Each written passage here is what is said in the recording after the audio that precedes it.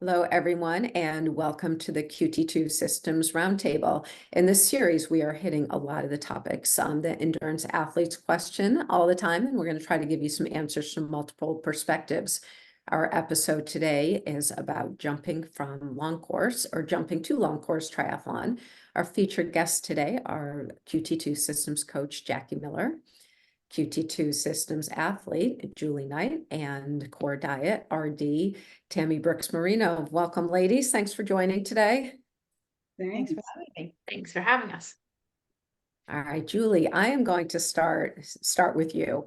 And so I just want you to give everyone a basic, the basic story, how you came to triathlon, like what was your first race, when was it? And just talk a little about your beginning in triathlon. Yeah, well, I was exposed to multi-sport in total just through a duathlon in 2011, and I thought it was really cool because I could bike and run, and so I enjoyed that. And but I had to learn how to swim to do a sprint triathlon, so I started taking some lessons, and I signed up for my first sprint in 2012. And really loved it, doing local community, races. And then I moved to the Olympic distance in 2013 and enjoyed that, of course, and moved into half iron in 2014. We have such a great community of athletes, here in Sarasota, that it really just makes it fun and while still being hard. And really, I stayed at that distance up until my first Ironman in 2018. Okay. And while you were going through the earlier part of that, doing the sprints in the Olympics and the 70.3, were you working with a coach at that time? I started out, no, but when I moved to Olympic distance is when I started working with Jackie in 2013. And she's the only coach that I know. We were a really good fit from the beginning. So, and she has supported all of my goals from beginning to now. And yeah, I love being part of the science of the QT2 brand. All right, awesome. Wow, more than 10 years. That's an amazing athlete coach relationship. So, all right, so she's gotten you doing some crazy stuff over the years then. So my only question is, did she suggest the crazy stuff or did you suggest the crazy stuff?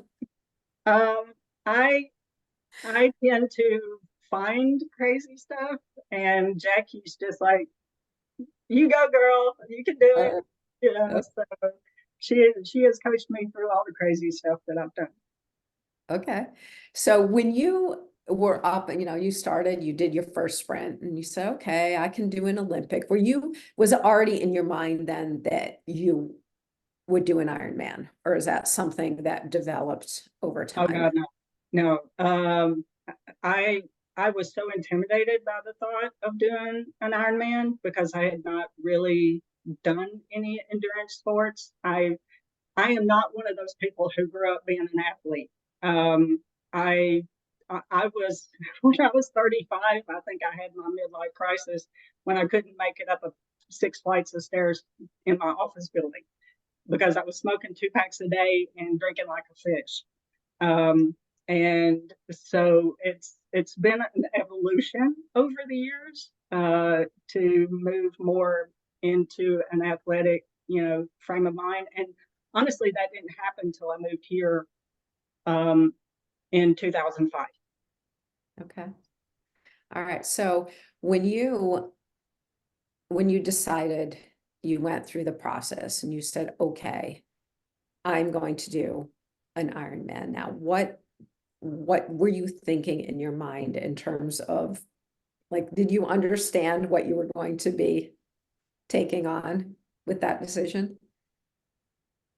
I kind of had an idea because I had such a good season in 2017 that that's what made me make the leap to a full. in 2017, I did the Hawaii 70.3 and I did Augusta 70.3, Augusta, Georgia. And really enjoyed those races, trained really hard, dialed in my nutrition, and just, that was my first sub 6 hour half Ironman, which I didn't think was too bad for somebody my age. And so I thought, well, I see a lot of other people doing Ironman. I should be able to do this. I've got some obstacles to overcome, but I feel like I can give it a swing. And there were a lot of people in QT2 that were doing it that year. So it felt like a good time to give it a shot. Okay. So Jackie, when Julie came to you and said, I think I'm ready, I want to sign up for Ironman Florida. Maybe that wasn't exactly how the conversation went. Maybe it was you saying, come on, Julie, do it. But so peer pressure because everybody was doing it that year. Right.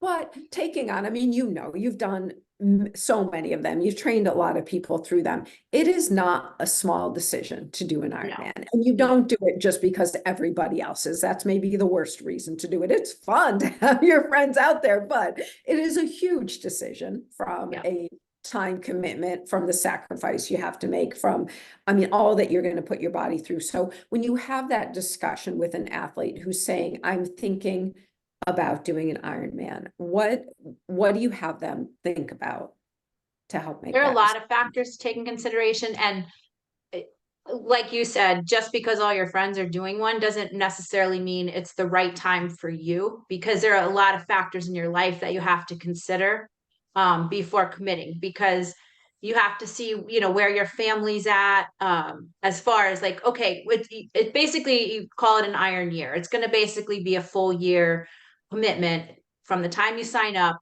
until you race. And within that year, you have to look at your family commitment, what's happening with your kids' schedule. If you have kids at home, is graduation coming? It's some big life event that you can't miss, planning around the race. Then you have to look at your work schedule and, what if big projects that might be coming up over the course of the year. And, again, is it going to fall on that race week?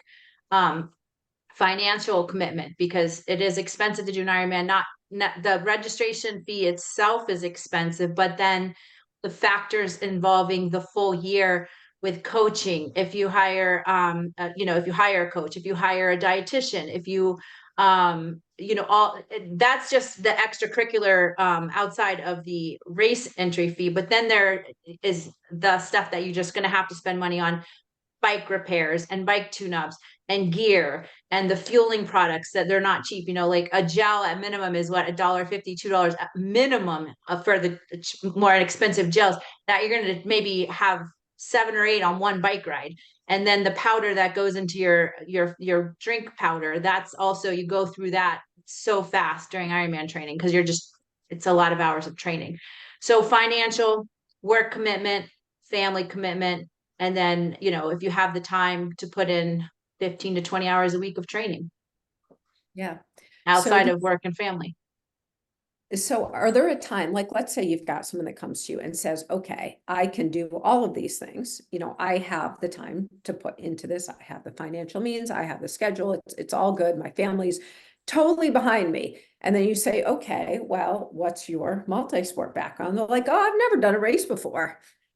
So how do you guide someone like that, where like Julie did like a great, very methodical step, right? Yeah, she did 70.3 for a few years, explored some other things, worked on her endurance. But you have someone who just, okay, this is what I want to do. I've got 9 months, get me ready. What do you say to that? Yeah, I mean, I'm coming up on close to 20 years of coaching, and I've had a lot of people that have gone straight to the Ironman distance from just, they see it on TV or they come from some other sport background. They're like, oh, I can do that. And that's their first triathlon, is the Ironman. And there have been some successes, and there have been some people that along the way that have like, this isn't for me. And they start coaching and they sign up for the race.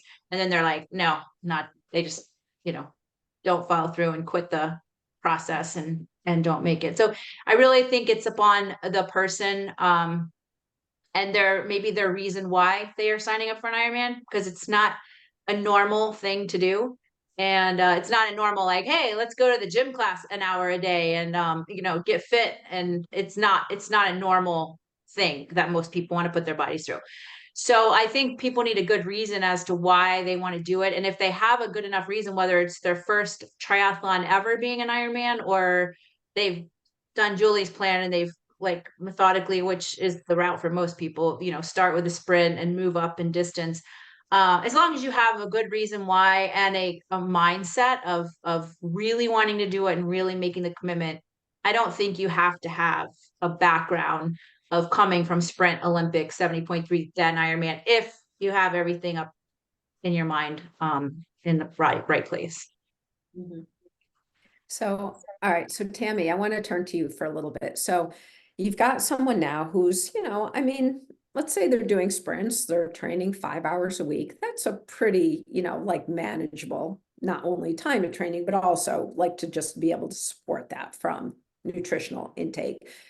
What do you see as like the biggest changes that need to be made for someone who's going from exercising, let's say 5 hours a week, to now putting in that 15 to 20 hours a week of training? What are the changes that need to be made in terms of how they approach just eating generally? Yeah, so I think the most important thing is the daily nutrition, because when you're doing that volume of training, you need to be fueling that volume of training. So your daily diet is really important, making sure that you're getting enough calories, enough protein, you're drinking electrolytes in the hot summertime, you're getting in a recovery drink after every workout. So you have to remember that when you're training for an Ironman, you put your body through so much stress and a lot of muscle tear and wear down, and you've got to replenish that in order to keep your body strong, prevent injury, and then to be able to fuel the next day's workout. So there's a big difference when you're doing 5 hours a week to 20 hours a week of training. And like Jackie had just touched on, even the day in and day out of training, you're practicing your fueling. Some products are going to work, some aren't. When do you change them? When do you don't change them? So there's a lot that really goes into that big Ironman distance. Okay. So when someone comes to you, and like Jackie has an athlete, and she's like, okay, I want you to work on your nutrition. Like it's obvious that that person like is not in the right place anyway for Ironman training. What kind of conversation do you have with them to understand what their needs are, and then to be able to set up like what their, like their week should generally look like, because you're going to eat differently on days that you have a rest day versus days that you're doing a 6-hour bike ride, right? So how's that? What is that conversation like? So yes, lots of conversations occur. So you may have some people too that want to shed a few pounds. They want to lose a little bit of weight so that they're racing at a lighter weight. So we have to look at that. So how do we promote the weight loss without compromising performance? So we have to calculate how many calories they should be having, and not only how many calories, but then break that into their macronutrients. So the calories are going to come from where? Some of their carbohydrate intake, protein intake, and fat intake. So I work with people not to be afraid of eating fat. Don't be afraid of eating high protein, because again, you're tearing down a lot of muscle, and we want to build that lean muscle. We want to shed some of the fat so that people can race at a nice lean weight. So that's what we talk about. Where do we plug in the food? What are we eating as a pre-fuel before you do your workout? What are we eating right after? What's the recovery drink? Where are we going to place the carbohydrates, right? We want to put them right around the time you're doing your workout window so that you can replenish your glycogen stores. So a lot of timing of food comes into play when we start getting into this long distance. So do you see a lot? I mean, people who have been are like into the sport know that you need to eat to perform, like in that sense, right? What goes into your body counts. But there's a lot of people, and myself included sometimes, where it's like, I just did that really hard workout. Where's my, even my basket of fries or my, burger stuff. So how does that fit into the equation? Well, I think again, it comes into the person's personal goals, right? So if this is a person that's already pretty lean and we're not very concerned, we're going to put protein to the front and carbs, healthy carbs to the front. So you remember your vegetables and your fruits are carbs, okay? It's not only your bread, your pasta. So we want to promote the foods that are nutrient dense. That's the best way I could say it. So they're not only providing you with calories, but they're providing you with vitamins and minerals. Because remember, on a cellular level, our body needs all of that, needs to start fighting inflammation, right? So we're looking at omega-3 fatty acids. So it does matter which foods you choose. Listen, everybody's going to want the French fry or the donut. I remember once saying to somebody after a hard workout, I was sitting there eating a donut and they said, "Do you want some?" And I was like, "No." And I was like, what is that really giving you? What is that donut give? Because in my world, that donut is just empty calories. It's sugar, it's fat. But this person's response was, "It feeds my soul." And I, oh, and you know what? After a hard work, if you need to feed your soul, have at it. But it cannot be something that you feed all the time. We all deserve the reward every now and then, but let's remember where we want to place it. That's all I say. So are you telling me that I can't feed my bike rides with donut holes? I would prefer you not.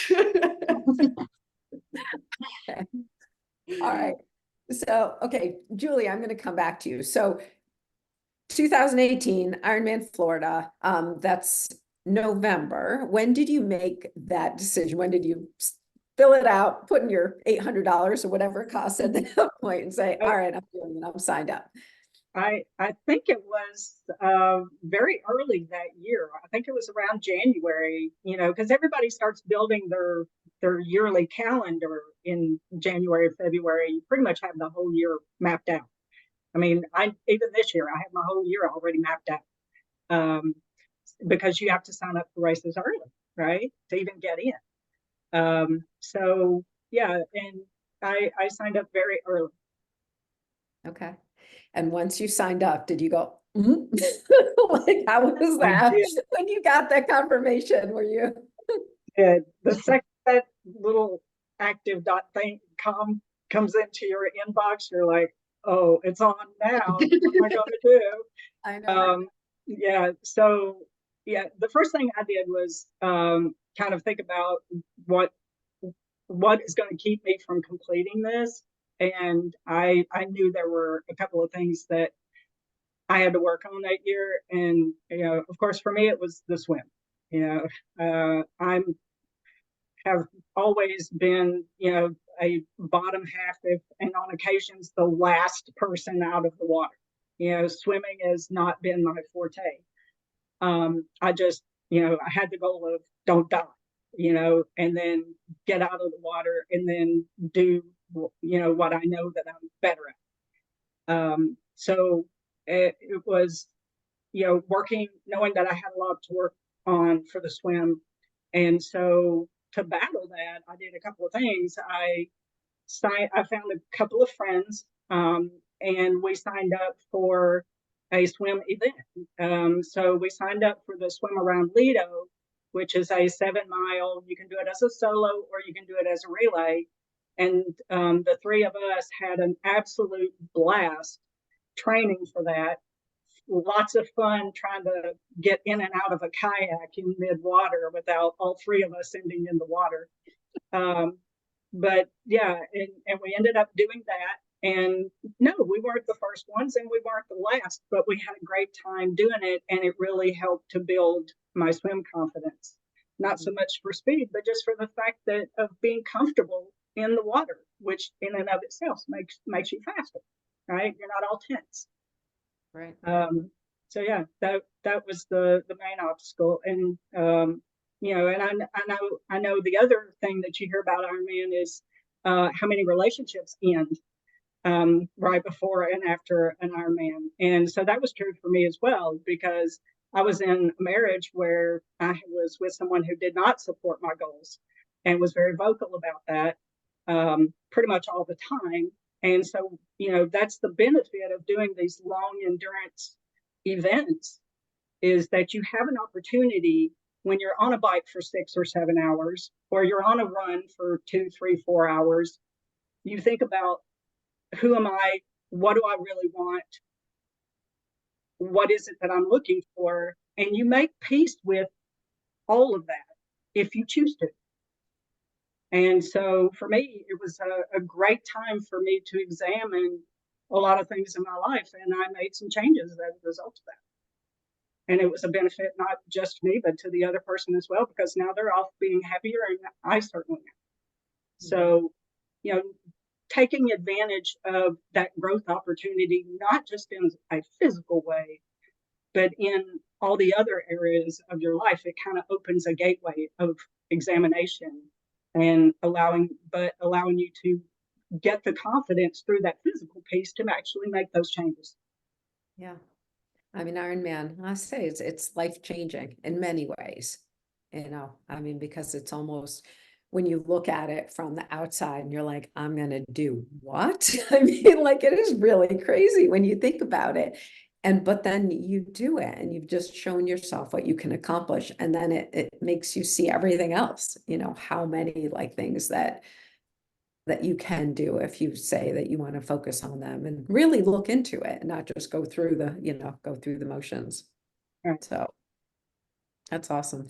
So I want to know, like, and Jackie, this question is for you. So how do you decide what that first Ironman should be? I mean, in this case, it was a bunch of us are doing this, so let's train together and do it. But how do you factor in other things like time of the year, or the type of swim, or location, or whatever? How does that factor in trying to decide what a good first race is? Good question. And there are some answers to that. So first thing you need to do is look at an athlete's strengths and weak limiters. I don't want to say weakness. It's like Julie did choose a pretty challenging swim for her first Ironman, it being that it was going to be in Panama City, but we'll get into it later. I know, because that was the year it was moved. But on the other hand, it helps to have a good support group of friends doing the same race. And we had a good crew doing it that year. So that's one factor. So kind of looking at the course structure, that would play more to their strengths, especially for their first one. So they come walking away feeling good and confident about the race versus, the bike is my limiter, so let me choose Lake Placid. Not a good idea. The second thing is choosing a course for your first one, at least that's more similar to where you train. So for us here in Florida, like the Texas, the Arizona, the Florida, because it's the heat, the humidity, the wind that we're used to, and flat. So for us to go do a race, you know, like let's just say Lake Placid again, it's very challenging for us to train for a course like that, because we don't have the terrain here to train in. So for that to be your first race, you're setting up a huge challenge in and of itself. So that would be something maybe to save for later after you've gotten a good 1 or 2 under your belt. So yeah, the course is a big thing, the time of the year and how it plays into, you know, some people have jobs at certain times of the year are busier than others. So don't choose like the bulk of your training to be when you have this big project due at work and you're going to be working 70 hours a week. And again, your family commitment, you know, don't choose a May Ironman if you have a child that's getting ready to graduate high school or college in that time of the year. So time of the year, the course, and the athlete's strengths and weaknesses for limiters. And once an athlete settles on a course, do you recommend, when people go in as a, you know, as their goal is basically to finish, or do you talk about time goals at all? Not for their first one. I prefer personally not to have a time goal for your first one. First one is to just finish within the allotted time, finish upright with a smile on your face and having a good sense of accomplishment and being super happy and proud of yourself. And then you can go for the time goals later. What do you think are the barriers for that to happen? Because finishing an Ironman is a massive accomplishment, and so many things Oh can yes. go wrong along the way. What are some of those things that can go wrong along the way that maybe could have been prevented in some way? Well, I'm not sure exactly how to answer that, but I always if athletes have done a nice job following their schedule, which Julie is definitely in that category, I always like to say, to make an athlete feel confident at the end, say, the best thing to be able to ask yourself, and you can say this along the way because it will make them want to train, stick to their schedule a little more. The most important question you want to be able to ask yourself when you put your toes in the starting line is, did I do everything in my power to ensure that I can have my best day today? And my best day may not be someone else's best day, but it's the best I can do as an athlete with what I did during my training. So saying that along the way makes them know how important each block of training is, because it's not like every block builds upon the next. So you want to follow the process. And if you follow the process, you're going to have a successful day. I mean, there are definitely athletes you look at, like, kind of looking at the time cutoffs on the bike and worrying somewhat, but and I have had some athletes who are fairly slow on the bike, and I'm like, you have to average this speed to make it to this point by 4:55 at mile X, so you're not swept off the course. So there's definitely those worries, but yeah, for the first one, finish within the allotted time, and the next day, that way you can celebrate and have a sense of pride of your big accomplishment. You mentioned processes, and one of those is nutrition, right? So race fueling. Now, so Tammy, I'm going to turn back to you on that piece of it, because many an Ironman went downhill very quickly on the run. Like, you said, people, I had a great swim, I had a great bike, and then you look and the run split is as long as their bike split, and you're like, well, that shouldn't have happened. I mean, yeah, if you're injured or something, but a lot of the time, the reason for that is that fueling has completely fallen apart.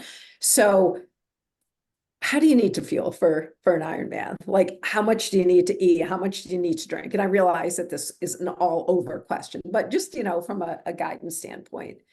So you definitely want to eat in the morning before you start your race. You want to be up early enough, around 3:30 in the morning, to get a lot of carbohydrates in, and they're simple, easily digestible carbohydrates. Okay. And you should have practiced this at a couple of times, at least 3 times before you get to the start line, just to know what your stomach can digest before you actually enter into the race.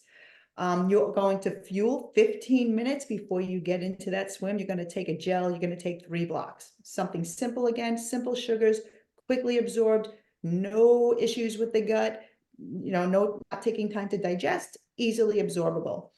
Then it's going to be super important on that bike to time out the fueling, because you are front loading a lot to carry you through the run. Because if, sorry for the expression, shit hits the fan on the run and you can't take anything in, you want to have taken in enough on that bike to at least get you through to the end. So you're going to survive and you're going to stay hydrated. Okay, so that's the thing on the bike. So we like you to be eating, if we can get you to 90 grams an hour, that's success. Now, some athletes really do well at about 70 grams. 90 seems to be a sweet spot. A lot of the pros now are up to 120. That takes a lot of training. I don't, recommend people start aiming for that. It's a very high number to be putting into your gut. So even 70, 80, 90, that's like a really good spot to be at. And I highly recommend combining both, getting that in by a sports drink and either some gels and blocks on the bike. This way you're using all the capabilities of the gut, because you can't take in only one type of sugar at a time. Our gut only has a certain amount of transporters. So that's why most of the sports products use 2 types of sugars, so that we can get to the higher numbers. So we want to make sure on that bike, you're getting in enough carbohydrate and enough fluid. So it's hydration and fuel, right? We're getting them both in. It's going to carry you through to the run. And in the run, we still want you to be taking in every hour, but we're going to dial it back about a third of the amount that you would be taking in on the bike. But that's what's going to be very, very important, is that on that bike, you're getting in as much as you can. And plus, remember, because you're not running, you're riding, your gut can take in more volume than it can on the run. So I hope that answers. just to give people a sense, so 90 grams of carbohydrate, what would you say that amounts to? Let's say I'm drinking a bottle and a half of Gatorade Endurance. That's what's on the Ironman course, a lot of That's your courses. 66 grams right there. A bottle. 66, okay, so another gel and a half, how many, like, how do I get to my So 90? another gel, they could be 25 to 30, so you're there. So you could take a bottle and a half and take a gel. You could take 3 blocks, gives you another 24, right? So if you're at 66 and 24, you're there. So it's it's as simple as that. People can use their if they're Garmin watches, set a timer, make sure, you know, within that hour, at the 30-minute mark, they're taking in the more solid fuel and just keep on drinking, keep on drinking. But that's why it's really important to practice this, because when you think about when you're racing, sometimes it's easy to forget to lean over and drink. It's easy to forget to take out a gel. So that's why you want people to be practicing that, so it becomes second nature. They're not, you know, it's just what I do. It's just what I do. It's just what I do. That's really important. And so as we were talking now, though, like if you're drinking a sports drink, you're getting 66 grams in In a there for a bottle. bottle and a half, Mhm. bottle and a half. And you're also getting all of your electrolytes as part of that. What about the person who drinks water? You tell So- them not to drink water, but We don't recommend taking in only water, because again, now, if you take in only water, you have to figure how much are you going to eat to get in that much simple carbohydrate, because again, you want it quickly absorbed. If you're starting to eat sandwiches, now your gut has to take blood, has to come into the gut to start the digestion process. And now there's a competition within the body.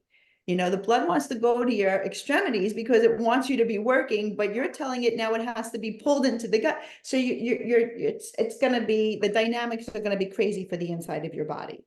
That's why it's the simple sugars. That's why we do that. And that's why we do blends of sugars, so that we don't overflood the gut. Like if you took in 120 of just glucose, a lot of it's going to sit there. 30 grams are just going to sit there. There's no transporters to take it anywhere. And then you just keep compounding it. So that's why it's a combination. And I think for most people, doing the drinking and some blocks or a gel works well. But the thing I will say, we have to be careful in warmer weather. Knowing your sweat rate is always a helpful thing. And if you know you're a heavy sweater, you may need to take supplemental sodium. And you can take that in the base, which is the free salt, or you can take it in salt tabs. You can use Gator Lights if you wanted to. Again, and that's a thing that you practice over time. But hydration is super important. And if you are being a coached athlete, they can look at your workouts and probably pinpoint for you right where you started to dehydrate, where it just all started to go down. They'll start to see that heart rate come up.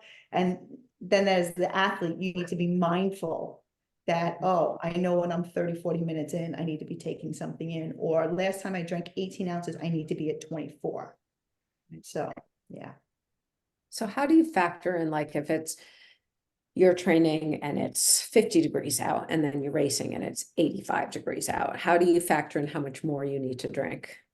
Believe it or not, I would probably ask my athlete to do a sweat test. I need to see what their weight is at the start of the workout and where it is at the end. And then I can calculate by what the weight difference is, how much they've lost, plus how much they've taken in during that workout, and figure out how much fluid they need for the workout. Okay. That's the best way to do it. Yeah, when I lived in Florida, I couldn't believe it. I mean, I was drinking, go out on these long rides and drinking a bottle and a half an Mhm. hour.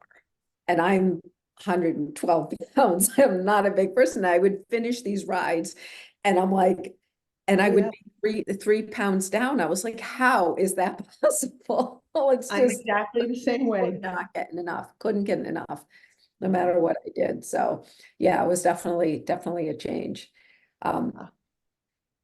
All right, I want to go back to you, Julie. So you picked your race, you picked Ironman Florida. So, and Jackie alluded to this, that was the year that the race was moved, but you had gone through, right, and done a lot of training on site to see what the course was like, right? Yeah, we really did. We had done, I think it was a 4-day weekend up there, like the month and a half before, and did a century ride and ran the course, and just, you know, we were really wanting to know what we were getting ourselves in for. We couldn't swim because of the red tide up there at that point. And then we were concerned about, are they going to cancel the swim because of the red tide?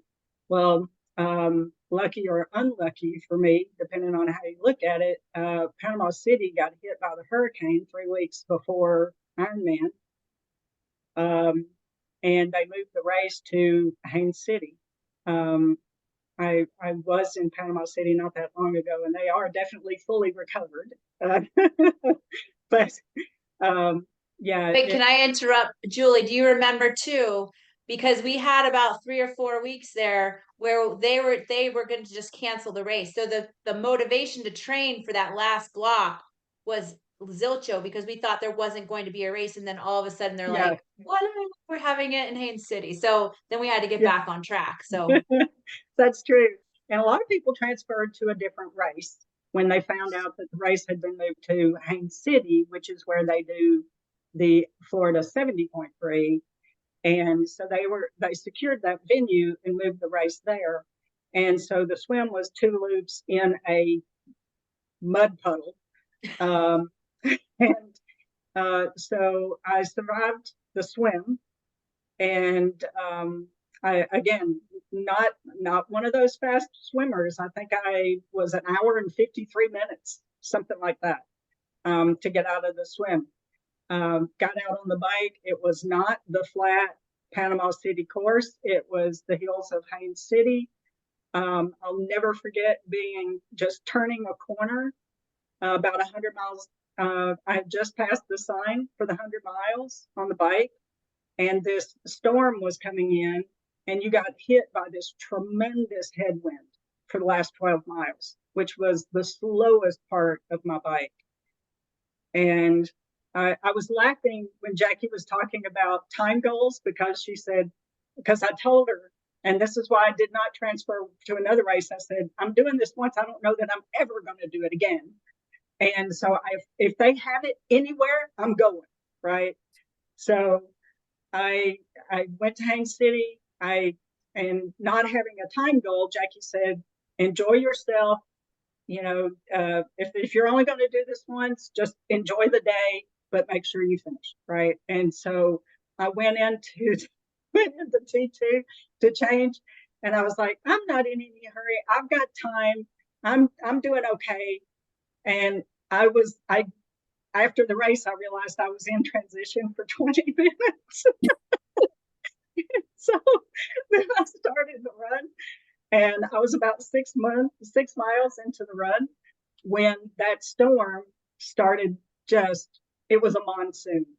And so I spent the last 20 miles running through rain up, and puddles, sometimes up over my ankles. And it was dark, and then you're cold. And that was the first time I'd actually ever witnessed projectile vomiting. I had heard people talk about it, but I'd actually seen it in person on an Ironman. So, nutrition is important. Reinforce that concept. But it was definitely a long race day. And when I finished, everybody dreams of that moment when you hear them say, Julie Knight, you are an Ironman. Well, I got there, and it was just nothing.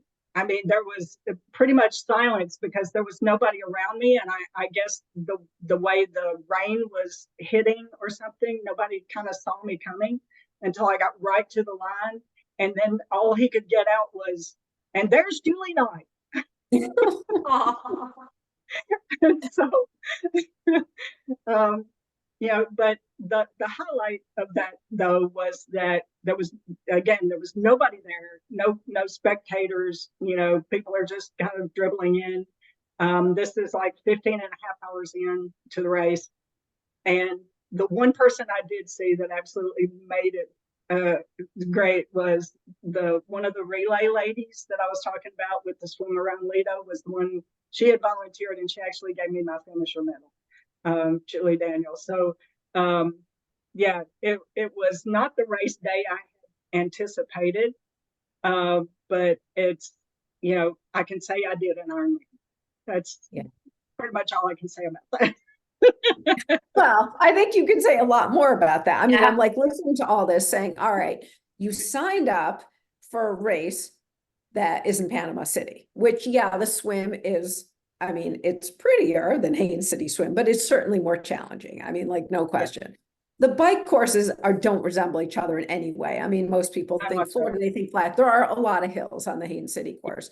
And then the run also, and that was how many loops was that for Ironman for Wasn't it 3, Jackie? 3, and that hilly also. Hilly? Yeah, run. I mean, that's Yeah. There's hilly, this one hilly. part where you're coming downhill, and I don't usually lose toenails, but your feet are so wet and you're getting jammed into your shoes going downhill so much that I ended up losing 6 out of my 10 Oh, toenails. geez.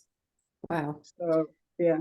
Yeah, so you had a race that was so different, but in your mind, you're like, no, I've trained. I'm going to do this wherever it's going to do. You showed up, which is a whole lot more than other people decide to do to start with. Yeah, I had invested And too then- Yeah. All right. And so then you're on your run. You said you ran 20 miles in pouring rain up to your ankles at some point. Did you ever think, I'm done? I'm out of here. I'm not going to finish this race. Did it ever cross your mind? No. No. No, I had invested too much in it to give up. And it was the beginning of an exploration of seeing what I was capable of doing. So, and I'm still on that journey. I'm always trying new stuff and seeing where can I push the boundaries? Where's that spot where, yeah, it's hard, but I can make it. And you realize the longer you do this stuff that you can keep pushing that boundary into other, you know, areas and do different things. And it's just if you're just willing, you're capable of so much more than you think you are. And when you take those limiters off, it really opens up a whole new world of possibilities. Yeah.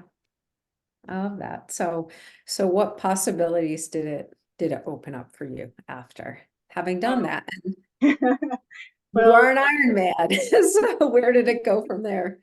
well, and I won't say that everything's gone perfectly because I don't always succeed. I'm not one of those people that always makes it and that I never give up, because sometimes you just can't make it. But you can't find your boundaries if you don't push them, right? And that includes failure. So I don't look at failure as, oh, I'm not going to do that again. It just means I need to either do something differently or pick a different race or event, or, you know, just kind of, I don't give up on goals that easily once I've decided that I'm going to do something. And so I went into ultra. I love to run. I love to bike. I went into ultra marathon. Jackie trained me for my first ultra. So I started with a 32 miler. Then I moved to a 50 miler, and not just any 50 miler, it's the Keys 100. So you're running from the 50 miler starts in Marathon and goes to Key West. The 100 miler starts in Key Largo and goes to Key West. So the feels like temperature is over 100. So hot. So hot. Yeah, Jackie crewed me for the 100 last year. I was hot crewing. So, you know, I did not succeed in the 100 miles. I made it 100K, but I didn't make it 100 miles. But there's adjustments to be made there. I haven't given up on that goal.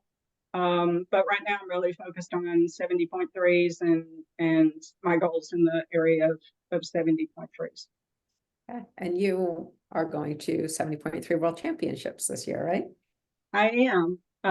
Those, you know, and that's why I say those failures are not always bad things, because what I learned doing those ultra marathons in the heat in the Keys is what got me to the 70.3 Worlds, because I had signed up for Ironman 70.3 Cozumel, and I don't mind running in the heat. And so I actually, was able to have a good run in that extreme heat down there, and a good bike, because I'm here in Florida and I'm used to the heat. So that's what got me there. And so, failure's not always a bad thing. Sometimes it's just a stepping stone to that next best thing. So, you may go out and do an Ironman and not finish. And I know what that feels like, and that's okay.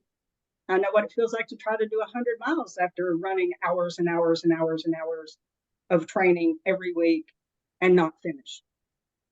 And that's okay. I'm still going to go out there on the line and cheer for everybody else that's still going. And I'm still not going to give up on my goals, because you're always capable of more than what you think you can do. We put limiters on ourselves. And I just want to get rid of those and just see what I'm really capable of. But yeah, still do this when I'm 80. I don't even think you can call your things failures. It's just more lessons, like things like, I don't think things are really failures in racing or training. It's just Right. ways to learn how to do things differently next time. It's just learning lessons learned, not failures. Yeah, it's not, but a lot of people think of it as a failure. Oh, I didn't finish, so I failed. You may not have finished this race. Pick another one that's 4 or 5 months from now. Work on your limiter. Do it again if that's your goal. Don't let it stop that you didn't finish one single race. I feel like some of my worst or hardest races, and I'm sure everyone would agree, is when you learn the most valuable lessons. Like, it's not the races that go off perfectly for you and you podium or you have a great race and you're like, woo, that was an awesome race. It's the ones you struggle or you don't do very well or you don't do as well as expected, and you can sit back more and reflect on those races and are like, okay, what went wrong, or what could I learn from this? What could I do better next time? What could I change? And so that's kind of how you look at some of the things that have been challenges. Is like keep pushing forward and do things differently, or find new challenges. Yeah, because this multi-sport is not for me. It's not a one and done. It's my lifestyle. This is the way I live my life. Is through this exploration of what am I capable of. And so a single event is not the be all end all. It's just a milestone on the journey. So That's great. Well, thank you so much. This has been a really fun conversation, I think. I love all your stories, Julie. I feel so like uplifted and excited, like really inspired. And Tammy and Jackie, thank you for sharing your expertise and all your experience